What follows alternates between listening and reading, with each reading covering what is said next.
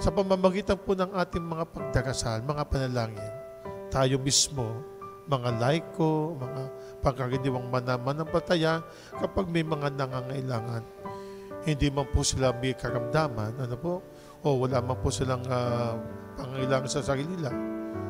Kapag nilalapitan po natin ang ating kapwa, naroon bang silang makausap?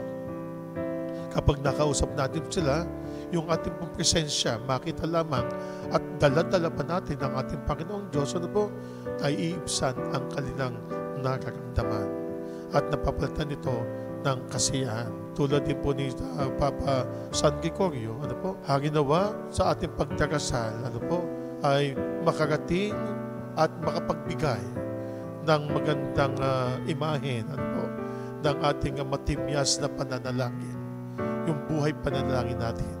Ang makita ang kabanalan sa ating sarili.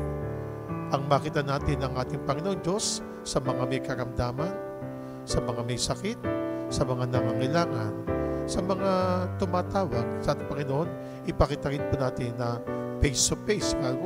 Ako, dala ko rin po ang ating Panginoong Diyos at ito ay binabahagi ko po sa inyo.